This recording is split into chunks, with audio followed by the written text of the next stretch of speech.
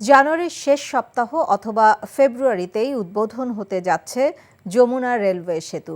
একথা জানিয়ে রেলপথ মন্ত্রণালয়ের সচিব মোহাম্মদ ফাহিমুল ইসলাম বলেছেন, সেতুটি চালু হলে পুনর্গতিতে একই সাথে সেতুটি অতিক্রম করবে দুটি ট্রেন।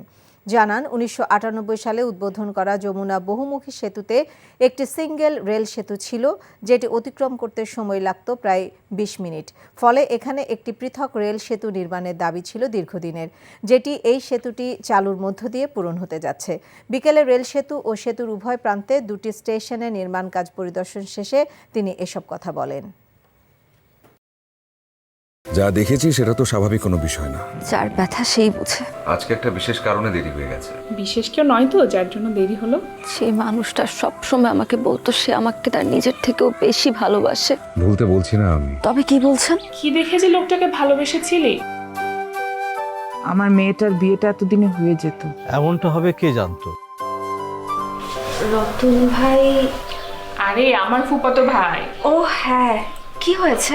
এবং তার আত্মহননের পথে কেউ যদি বাধা হয়ে দাঁড়ায়, তাহলে মন কোন দিকে যাবে সেটা তোর বোনের বিয়ে, দায়িত্ব তো সব তোরই। অনেক সময় গাছের ডাল কাটলে গাছ প্রবলতর তেজে বেড়ে ওঠে। প্রেমও সেরকম, আঘাত লাভ করলে দ্বিগুণ শক্তিমান হয়ে ওঠে। Double million offer Walton fridge কিনে পেতে পারেন 20 লক্ষ টাকা, রয়েছে কোটি কোটি টাকার নিশ্চিত উপহার।